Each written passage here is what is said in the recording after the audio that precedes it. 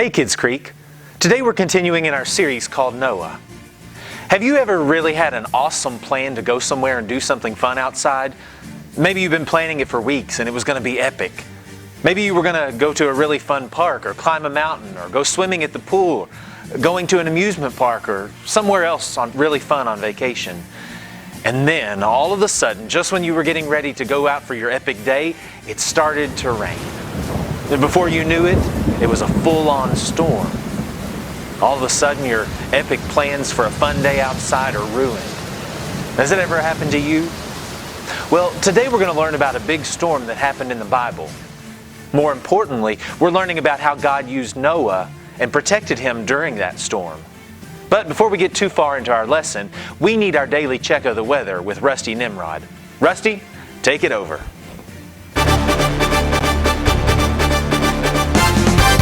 Good evening, folks. Rusty Nimrod here with another breaking weather news bulletin. Listen, there's been continued reports about the possibility of rain coming soon. Now, those reports didn't come from me, not from old Rusty. They've been coming from Noah and his little ark. Folks, I can honestly tell you that Noah doesn't know what he's talking about. Kill me.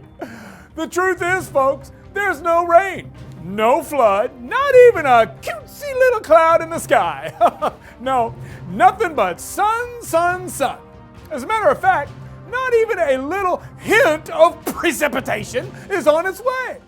So folks, I spent 5 years in college studying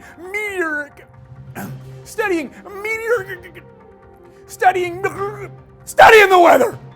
And I learned how to read weather maps and weather radar and weather stuff.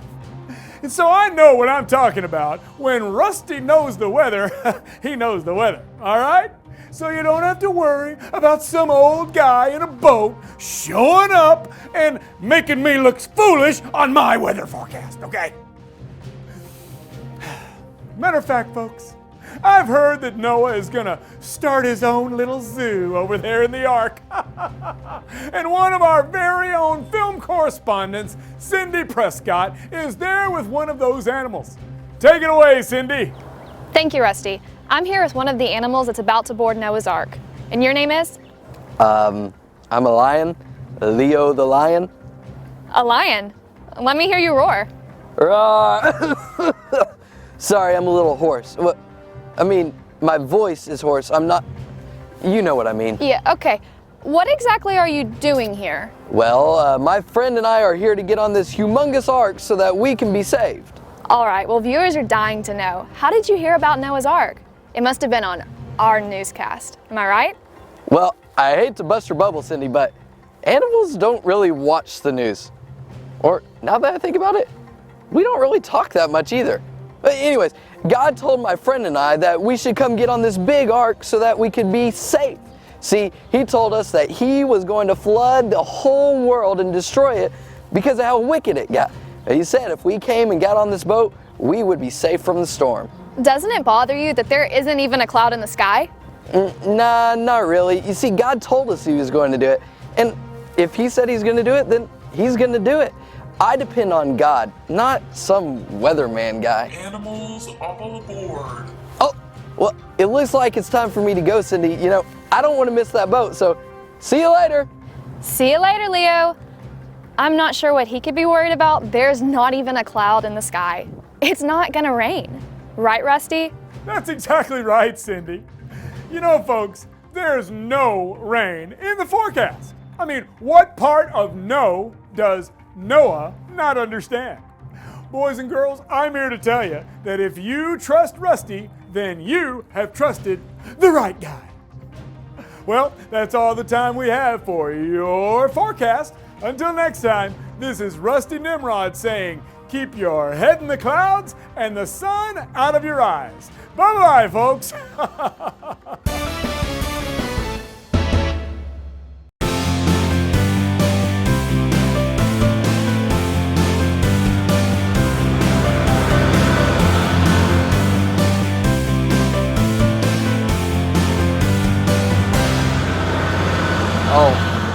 Oh, hold on.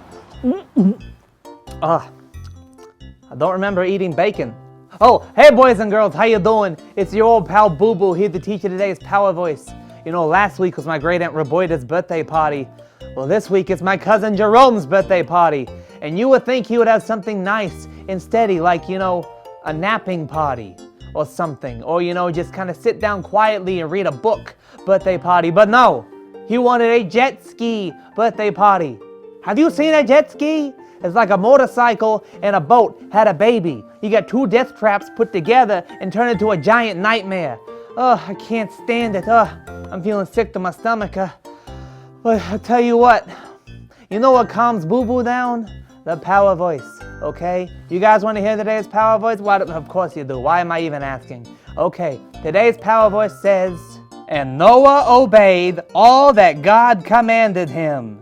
Genesis 7:5. What a spectacular power voice. That was fantastic. It made me feel a little bit better. You know what else would make me feel better? If the Goyles would stand up. Yeah, you heard me. I said Goyles. You got stuff in your ears? Come on. Goyles, stand up and say the power voice with me, Boo Boo, on the count of 3. Here we go. 1, 2, 3. And Noah obeyed all that God commanded him. Genesis 7:5. Good job, Goyles. Good job. You impressed me a little bit. Only a little bit, but you impressed me. Okay, everybody have a seat. Goyles, sit down, sit down. Now it's the boys' turn. Okay, come on, boys. Stand up, boys. Say the power verse with me, Boo Boo, on the count of 3. All right, stand up real big and tall. Make sure your armpits are good. Oh, they're good. Okay, on the count of 3. Here we go. 1, 2, 3. And Noah obeyed all that God commanded him. Genesis 7:5. That was almost too loud. It made my ears hurt. Good job. You can sit down. Sit down. All right, boys and girls. Today's Bible verse is all about obedience. Doing what God tells you to do, no matter what. Even if it doesn't make sense. Like, build a boat and fill it full of animals. I mean, that sounds crazy cuckoo to me. But anyway, Noah did exactly what God told him to do, and he was blessed. And that's what I'm trying to tell you. Do what you're supposed to do, and you'll be blessed. You don't want to miss the boat of God's blessings, even though they're just saying, miss the boat. That sounds kind of nice to me, because boats make me sick. But anyway, I digress, okay? Now I need everybody's help. Everybody, stand up, stand up. Whoa, that's a bunch of you. That is a lot. Okay, that's kind of scary. Everybody stand up and say the power voice with me, Boo Boo, on the count of 3. Here we go. 1, 2, 3. And Noah obeyed all that God commanded him. Genesis 7:5. Good job, boys and girls. You can have a seat. Last week was a little bit better. Maybe you can do better next time. I mean, come on. Well, anywho, boys and girls, I'm still feeling sick. I'm gonna go lay down somewhere that isn't moving, okay? But when you think about it, you know, the earth is rotating at thousands of miles per hour. We're hurtling through space at 1,000 miles per hour. Everything's spinning and moving no matter where you're going. Oh dear. Oh, whoa, oh, that burned. Okay, I'm gonna go sit down somewhere and not think about anything. All right. Oh, bye-bye, boys and girls. Oh, I'm nauseous. I'm nauseous. I'm nauseous. I'm nauseous. I'm nauseous.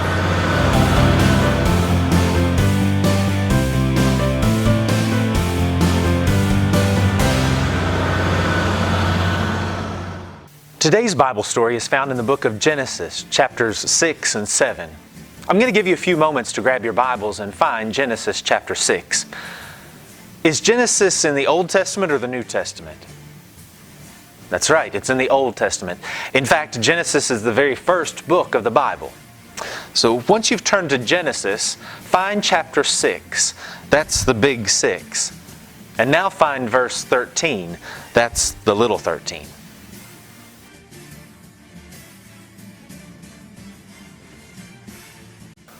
Right now we'll continue with the story of Noah and his family. God was so saddened by all the sin in the world, so He decided to destroy the whole world with a flood. He searched the world to find someone who was righteous and living for Him, and He finally found a man named Noah. Let's read together from Genesis chapter 6, verses 13 through 14 and verse 19. So God said to Noah, I'm going to put an end to all the people, for the earth is filled with violence because of them. I'm surely going to destroy both them and the earth. So make yourself an ark of cypress wood. Make rooms in it and coat it with pitch inside and out.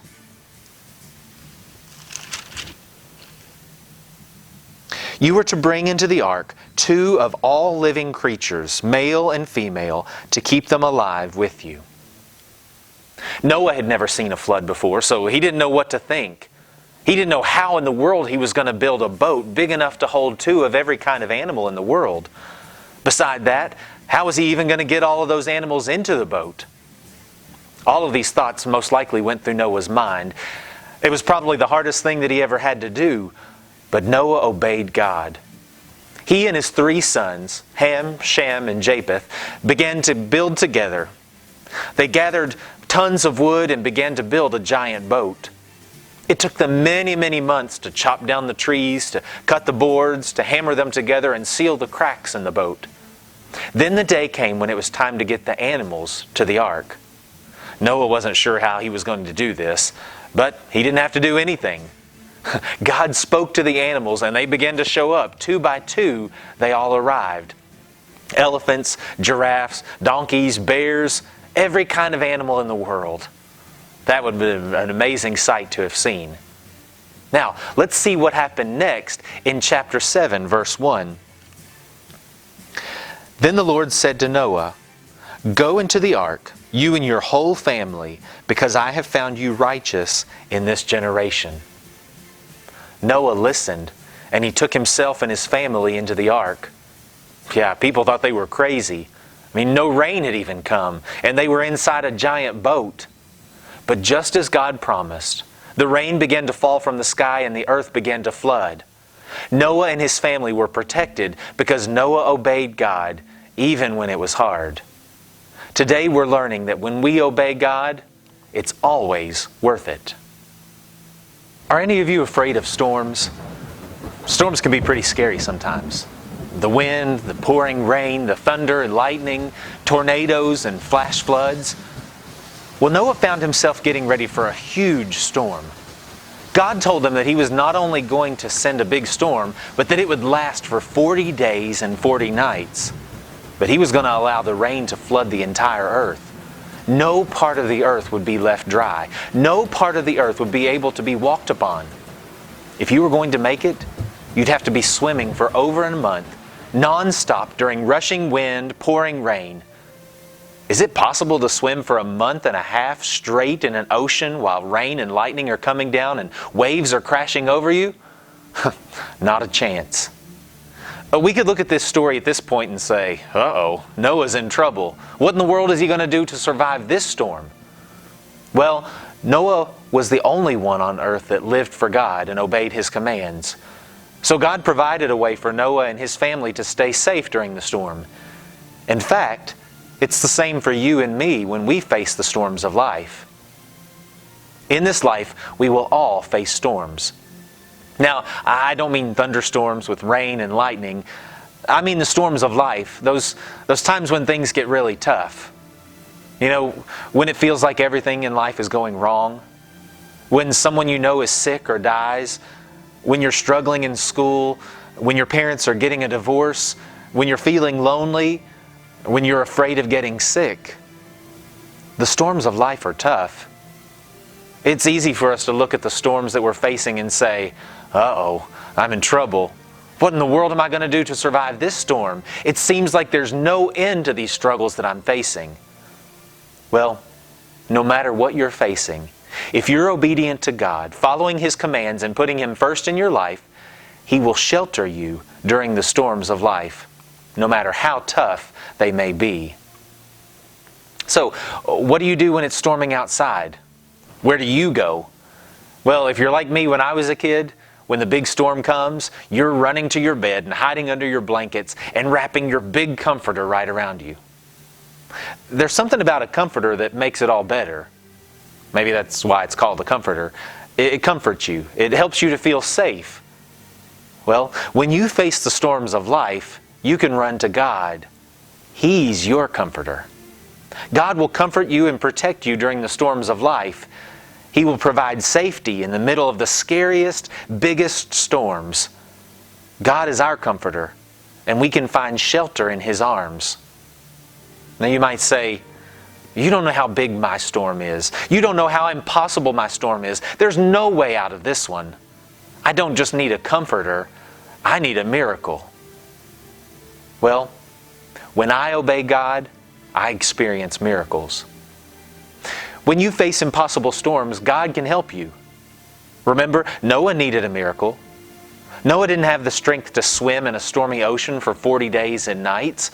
Noah didn't know how to build a big boat strong enough to save him from the terrible storm. Noah needed a miracle. Maybe that's just how you feel. Maybe you're facing the biggest storm you've ever faced. For Noah, God gave him special plans to build a massive boat and survive the flood. That was Noah's miracle. God protected Noah. For you, it might be that God protects you with peace during a difficult time, or maybe someone helps you with your schoolwork, or you find a new friend when you're feeling lonely. Maybe your miracle is peace when someone in your family is sick or passes away. Maybe your miracle is your parents staying together. Maybe your miracle is someone you know who is lost and finally giving their life to Christ and becoming a Christian. No matter what you're facing, God can provide a miracle. Jesus says in Matthew 19:26, "With man, this is impossible, but with God, all things are possible." When we obey God, He will do miracles in our lives, and He will protect us from the storms. Also, when I obey God, I rise above the storm. When you follow God's commands and put your trust in Him, He'll help you to conquer your storm. Noah obeyed God and used his plans to build that massive boat. The entire time the world was flooded, Noah stayed safe and dry in the ark. God helped Noah to rise above the storm, and He can do the same thing for you. Hey, let's check in with our good friend Skittles and see what he has to say about all of this. What's up? What's up? What's up? What's up? What's up? Ah, yeah, what's going on, everybody? It's me, the SKI to the double TLES, Skittles in the hizzy, and I'm ready to tell you what's up. Today, we are talking about being obedient. So every time somebody asks you, what's up, you tell them. Stick with God and you won't miss the boat. Some people, they think they don't have to obey God. They think they can live by their own set of rules. I'm my own boss. I don't have to listen to nobody. But that's not how God wants us to be. No way. He wants us to live by His plan for our lives. If we obey God and stick to Him, we will never go wrong. So anytime somebody asks you, what's up, you tell them. Stick with God and you won't miss the boat. And that is what's up. I got a rainbow of flavor and I'm living for my Savior. Skittles out, baby. Now I want to ask some questions to see how well you were paying attention during our lesson. How many of each of the clean animals did God send into the ark? 2. Did Noah have to catch all of the animals? No, God sent them to him. So how many days and nights did it rain? 40. True or false? Noah obeyed God. Yep, that one's true. According to our lesson today, when I obey God, I find blank. Safety. According to our lesson today, when I obey God, I experience miracles. According to our lesson today, when I obey God, I blank above the storms. The answer for that one is rise. Here's our final question. True or false? Obeying God is always worth it. That one's definitely true.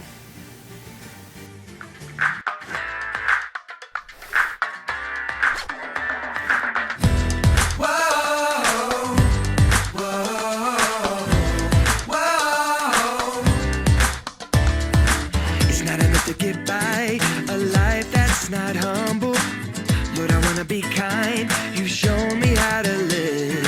I wanna know your voice, to do what you tell me. That's what matters most. That's what matters most. Hey, hey, hey, hey. God says what's good, telling me to live in the way that I should. God says what's good, telling me to live in the way that I should. Be kind each day, living humble to obey. Whoa, whoa, whoa, whoa, whoa, whoa. It's not enough to get by a life that's not humble. Lord, I wanna be kind. You show me how to live. I wanna know your voice, to do what you tell me. That's what matters most. That's what matters most. Hey, hey, hey, hey. God says what's good, telling me to live in the way that I should. God says what's good, telling me to live in the way that I should. Be kind each day, living humble to obey. Whoa,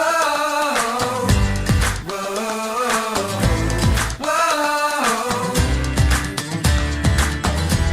whoa, whoa, whoa.